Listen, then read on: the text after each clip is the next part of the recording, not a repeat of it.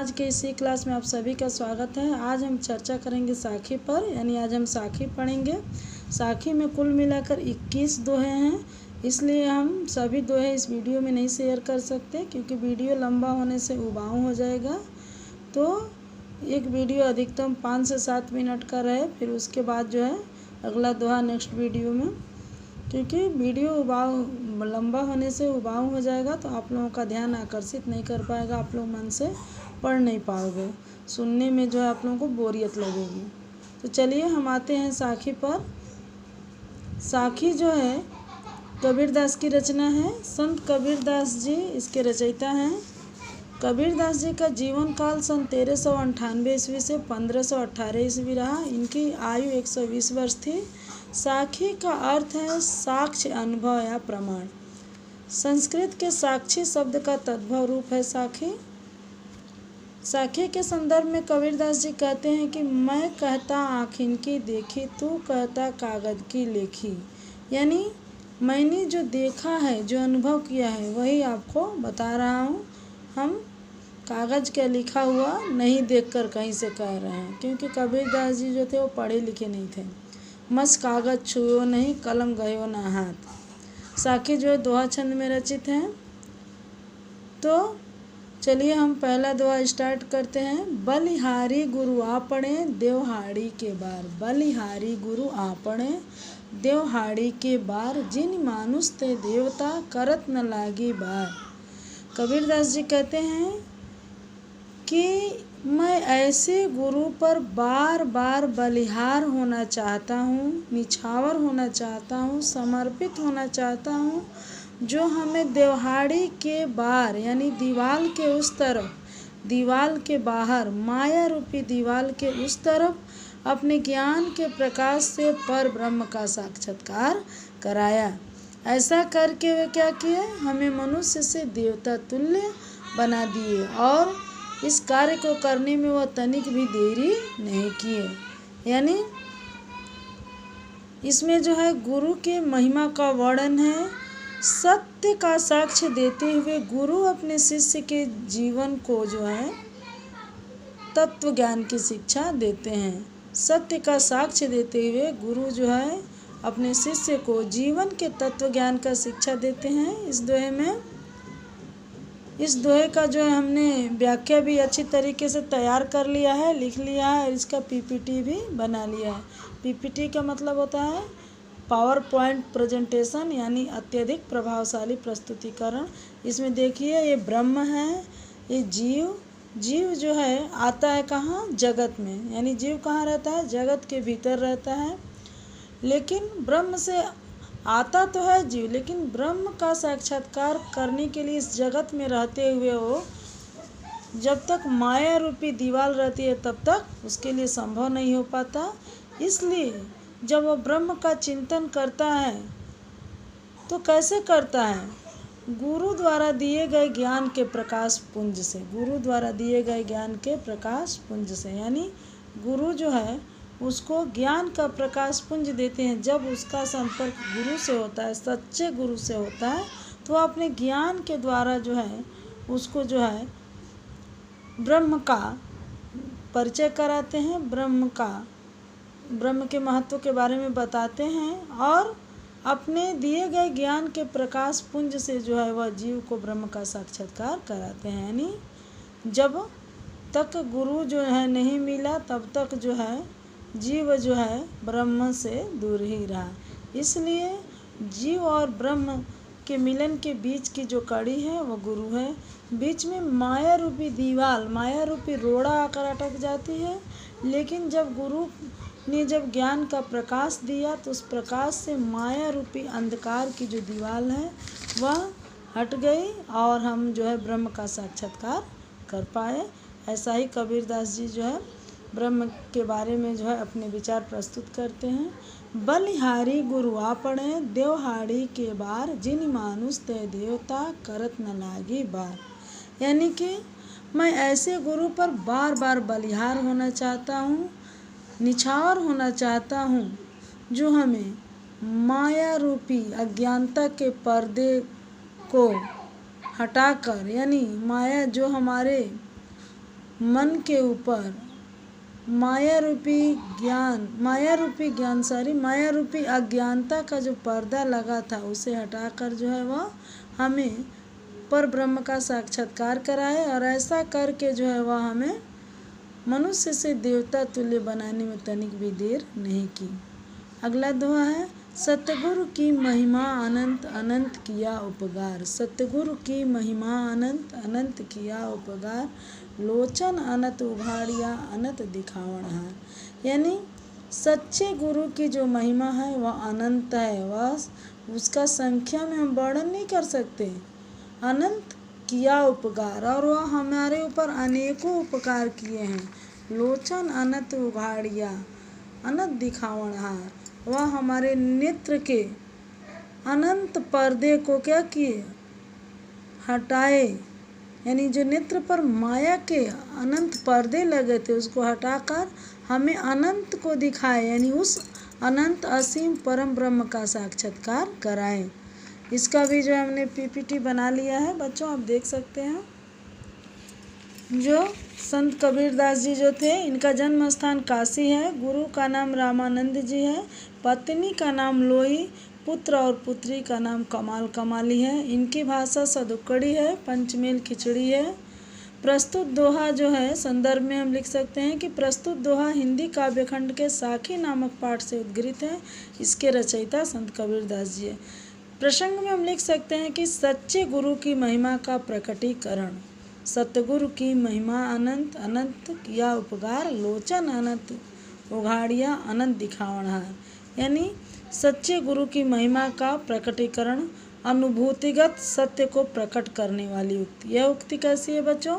अनुभूतिगत सत्य को प्रकट करने वाली उक्ति। व्याख्या है, सतगुरु की महिमा अनंत, यानी सच्चे गुरु की महिमा अनंत है और उन्होंने हमारे ऊपर अनंत उपकार किए हैं। हमारे नेत्र पर लगे माया रूपी परत को हटाकर उस असीम अनंत ब्रह्म का दर्शन करा दिए। तात्पर्य है कि सत्य को प्रकट करने वाले सच्चे गुरु की महिमा की गिनती नहीं की जा सकती, जो हमें या हमारे नेत्रों के भीतर ज्ञान का प्रकाश भरकर उस असीम ब्रह्म का साक्षात्कार कराए।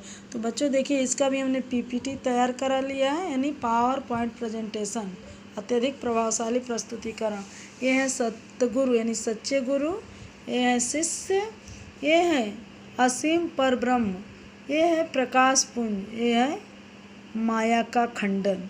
यानी सतगुरु जो है ब्रह्म का ज्ञान देते हैं और माया का खंडन करते हैं, मोह माया का खंडन करते हैं और अपने शिष्य को प्रकाश पुंज के द्वारा माया का खंडन करते हुए असीम ब्रह्म का साक्षात्कार कराते हैं। अगला दोहा हम देखेंगे, दीपक दिया तेल भरी बाती दई घट, पूरा किया बिसाहुड़ा बहुर न आवे हट। दीपक दिया तेल भरी, हमारे गुरु ने हमें कैसा दीपक दिया है? पूरा तेल भर कर एक दिया दिया है और उसमें ऐसी बत्ती डाली है जो कभी खत्म होने वाली नहीं है। पूरा किया बिसाहुड़ा, उन्होंने एक ऐसे बिसारथे के दुकान से ले आकर पूरा किया है जो अब दोबारा हमें प्राप्त होने वाली नहीं है। यानी दीपक तो क्या करना होगा?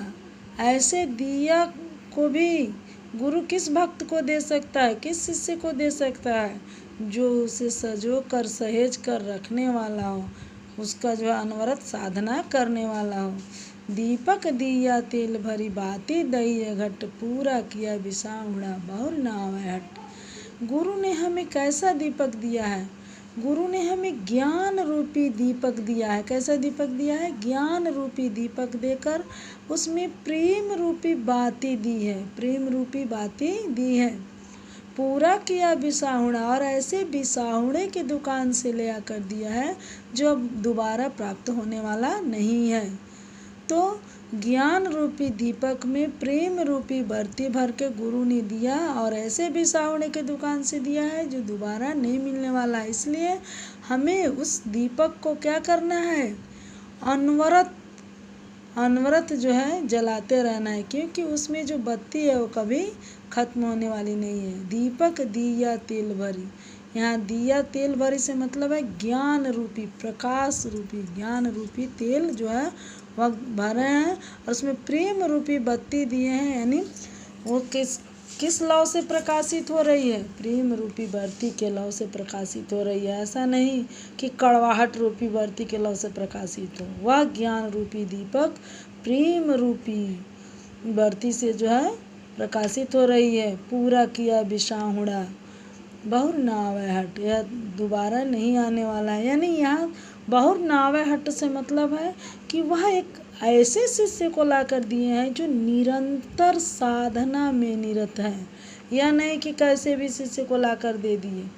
यानी साधना प्राप्त करने वाले शिष्य की भी यहाँ बात की गई है कि शिष्य को एक निरंतर साधक के रूप में होना चाहिए और गुरु को सच्चे गुरु के रूप में होना चाहिए, जो ज्ञान रूपी दीपक में प्रेम रूपी बत्ती जो है डाल दिए हैं। और ऐसी प्रेम जो है वो कभी खत्म होने वाली नहीं होती है। इसलिए कहा गया है कि दीपक दिया तेल भरी, ज्ञान रूपी दीपक में जो तेल डाले हैं, तेल भर के डाले हैं, उसमें जो बत्ती है वह प्रेम की बत्ती है और प्रेम कभी खत्म नहीं होने वाली। पूरा किया विसाहुड़ा बहुर न आवे हट। और ऐसा उनका शिष्य है, ऐसा उनका साधक है कि वह ये जान रहा है कि वह एक ऐसे दुकान से, ऐसे विसारथे की दुकान से ला कर दिए हैं जो फिर नहीं मिलने वाला है। यानी वह हमारे गुरु के अनवरत साधना का ढेर है जो हमें मिला है और इसलिए हमें भी अनवरत साधना करते रहना होगा और हमें जो है उस प्रेम रूपी बत्ती का अच्छा प्रयोग करना होगा, सदुपयोग करना होगा। क्योंकि गुरु भी अच्छा होना चाहिए और शिष्य भी अच्छा होना चाहिए। क्योंकि कबीरदास जी इस प्रसंग में कहे हैं कि जाका गुरु है अंधला चेला खरा निरंद। जाका गुरु है अंधला चेला खरा निरंद, अंधे अंधा ठेलिया दोनों को पड़न। यानी जिसका गुरु भी मूर्ख और शिष्य भी मूर्ख, तो एक अंधा जो है दूसरे अंधे को जब रास्ता दिखाएगा तो क्या होगा? दोनों जाकर कुएं में गिर जाएंगे। इसलिए दीपक दिया तेल भरी, ज्ञान रूपी दीपक में कैसा तेल भरे हैं? प्रेम रूपी तेल भरे हैं। यानी बाती दया घट, उसमें जो बरती है वह प्रेम रूपी बरती है। ज्ञान रूपी दीपक में जो है प्रेम रूपी बरती है। और पूरा किया विसाहुड़ा बहुर न आवे हट, और वह ऐसे विसाहुड़े के दुकान से पूरा किए हैं जो दोबारा मिलने वाला नहीं है। इसलिए शिष्य भी वैसा ही होना चाहिए कि जो गुरु के दिए हुए मंत्र को निरंतर अनवरत साधना की तरह उसको साधना करके साध्य को प्राप्त करे। दीपक दिया तेल भरी, बाती दहिया घट, पूरा किया विसाहुड़ा बहुर न आवे हट। यानी ज्ञान रूपी दीपक में प्रेम रूपी तेल है और ऐसी बरती है जो कभी घटने वाली नहीं है और वैसे विसाहुड़ा की दुकान से लिया गया है जो दोबारा नहीं मिलने वाला है। इसलिए शिष्य को भी इसकी महत्ता समझनी है और गुरु जो है वह अपने अनवरत साधना का फल जो है अपने शिष्य को दे रहा है, उस साधना के मार्ग पर प्रस्तुत कर रहा है, प्रशस्त कर रहा है। तो गुरु और शिष्य दोनों ही ऐसे योग्य हों जो इस विसाहुड़े की दुकान से लाए गए दीपक को जो है अनवरत साधना के द्वारा प्रकाशित कर सकें। आगे देखिए चौथा दोहा जो है, बूढ़े थे पर उबरे गुरु की लहर चमक। बूढ़े थे पर उबरे गुरु की लहर चमक, भेरा देखिया जर्जरा उतरी पड़े फरंग। कह रहे हैं कि मैं इस भवसागर में डूबने ही वाला था कि फौरन उतर गया। मैं इस भवसागर में डूबने ही वाला था कि फौरन उतर गया। गुरु की लहर चमक, क्योंकि गुरु का लहर जो है हमें दिखाई दे दिया। क्योंकि भेरा देखिया जर्जरा उतरी पड़े फरंग, जैसे ही इस भवसागर में मैं लिप्त होने वाला था वैसे ही हमें गुरु की लहर, गुरु के ज्ञान का प्रकाश दिखाई दिया। गुरु का लहर चमक गया। भेरा देखिया जर्जरा उतरी पड़े फरंग, मान लीजिए, सपोज करिए कि इस भवसागर में दो नाव है, एक ज्ञान रूपी नाव है, एक माया रूपी नाव है। दो नाव है और हम किस पर चढ़ गए हैं? माया रूपी नाव पर। जो ज्ञान रूपी नाव है वो कैसा है? सुदृढ़ है, और जो माया रूपी नाव है वो कैसा है? जर्जर है। तो हम जो है, माया जो है हमें ज़्यादा अट्रैक्ट करती है, ज़्यादा आकर्षित करती है, इसलिए हम जो माया रूपी नाव पर चढ़ गए हैं। तो माया रूपी नाव पर चढ़कर जब हम भव सागर को पार करेंगे तो क्या करेंगे? डूब जाएंगे। हम भव सागर को पार नहीं कर पाएंगे, हम उत्तीर्ण नहीं हो पाएंगे। इसलिए बूढ़े थे पर उबरे, हम डूबने ही वाले थे पर उबर गए, डूबने से बच गए, क्योंकि गुरु की लहर चमक, गुरु ने जो ज्ञान दिया उसका लहर जो है चमक गया। उस प्रकाश की लहर, प्रकाश की किरण हमारे भीतर चमक गई, हमारे भीतर ज्ञान का प्रकाश भर गया। तब मैंने क्या देखा कि मैं जिस नाव पर चढ़ा हूँ वो नाव तो किसका है? माया का नाव है। और माया का नाव कैसा है? जर्जर है। इसलिए मैं फौरन उतरकर जो है ज्ञान रूपी नाव पर सवार हो गया। चिंता, अगला दोहा है, चिंता तो हरि नाव की और न चिंता दास, जो कुछ चितवे राम बिन सोई काल के पास। भक्त कबीर कहते हैं कि अगर हमें किसी बात की चिंता है तो क्या है? सिर्फ हरि के नाम की। और इस दास कबीर को और किसी बात की चिंता नहीं है। चिंता तो हरि नाव की और न चिंता दास, जो कुछ चितवे राम बिन सोई काल के पास। यानी अगर हमें किसी बात की चिंता है तो किसकी है? हरि के नाम की चिंता है। और इस दास कबीर को किसी बात की चिंता नहीं है, क्योंकि जो कुछ चितवे राम बिन सोई काल के पास। अगर हम जो कुछ भी राम के इतर सोचते हैं वह हमें कहाँ ले जाता है? काल के पास ले जाता है। इसलिए हमें सिर्फ हरि के नाम की चिंता करना चाहिए और किसी बात की चिंता नहीं करना चाहिए। जो कुछ चितवे राम बिन, अगर हम और भी कुछ राम के इतर सोचते हैं तो हमें काल के पास ले जाता है, क्योंकि राम का मतलब है रा, यानी रा आ म, राम। राम यानी राम का मतलब होता है हमें भोजन देने वाला, आहार देने वाला और मारने वाला। वह राम जो हमें भोजन देते हैं, आहार देते हैं, और इस भव सागर में जो है हमें डूबने नहीं देते, हमारी चिंता करते हैं, ऐसे राम के नाम की हमें चिंता करनी चाहिए। चिंता तो हरि नाम की और न चिंता दास। हमें अगर कुछ चिंता करना चाहिए तो सिर्फ हरि के नाम की चिंता करना चाहिए और किसी बात की चिंता नहीं करना चाहिए। जो कुछ चितवे राम बिन सोई काल के पास। और अगर हम राम के इतर कुछ सोचते हैं, अगर कुछ भी हम राम के इतर सोचते हैं तो हमें काल के पास ले जाता है, क्योंकि राम ही है जो हमें ज्ञान के मार्ग दिखा सकते हैं। गुरु जी हैं जो हमें ज्ञान का मार्ग दिखा सकते हैं, और हम राम से के नाम से ही जो है इस भवसागर से पार हो सकते हैं। अगर राम के इतर कुछ सोचते हैं, राम ही है जो हमारे लिए कल्याणकारी है। अगर हम राम के इतर कुछ भी सोचते हैं तो हमें काल के पास ले जाएगा। इसलिए हमें सिर्फ राम के नाम की चिंता करनी चाहिए, अन्यत्र जो है किसी इस सांसारिकता की चिंता नहीं करना चाहिए। चिंता तो हरि नाव की और न चिंता दास, जो कुछ चितवे राम बिन सोई काल के पास। इसलिए कबीर दास जी कहते हैं कि हमें किसी बात की चिंता है तो सिर्फ और सिर्फ हरि के नाम की चिंता है और किसी बात की चिंता नहीं है। चिंता तो हरि नाव की और न चिंता दास, जो कुछ चितवे राम बिन सोई काल के पास।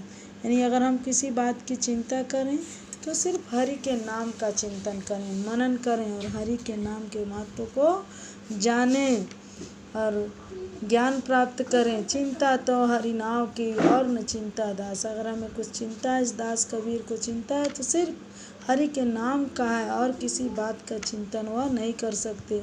जो कुछ चितवे राम बिन, अगर जो कुछ भी वह राम से इतर सोचते हैं तो वह उन्हें काल के पास ले जाएगा। इसलिए वह क्या सोचेंगे, वह यही सोचेंगे कि हम राममय हो जाएं। जो कुछ भी हम सोचे वह राम के बारे में सोचे, राम से इतर हमें कुछ भी नहीं सोचना है, क्योंकि वही राम हमें वही राम हमें हमारी रक्षा करेंगे। र से रक्षा करना, अ से आहार देना और म से मारना। तो इस भवसागर से वही राम हमें पार लगाएंगे। इस भवसागर में जब तक हम हैं, जब तक हमें भेजा गया है अपना क्रियाकलाप करने के लिए, अपने कार्यों द्वारा जो हमें निर्देश मिला है उस संसार की सेवा करने के लिए, वह हम राममय होकर ही कर सकते हैं। राम से इतर होकर हम कुछ भी नहीं कर सकते। इसलिए कबीरदास जी कहते हैं कि चिंता तो हरि नाव की और न चिंता दास, जो कुछ चितवे राम बिन सोई काल के पास। प्यारे बच्चों, इसलिए हमें सिर्फ राम का ही चिंतन मनन करना चाहिए, राम के चिंता करना चाहिए, और बाकी जो है बाकी राम ही हैं सब कुछ। अगर राम में हम लीन हैं तो हमारा कल्याण है, बिना सोचे हमारा जो है कल्याण होता जाएगा। इसलिए हमें जो कुछ भी सोचना है वह राममय होकर सोचना है, राम से इतर कुछ भी नहीं सोचना है। नेक्स्ट वीडियो में हम अगले दोहे पढ़ाएंगे बच्चों। वीडियो लंबा हो रहा है, इसलिए अब यहीं हम समाप्त करते हैं 5 दोहों के साथ। धन्यवाद बच्चों।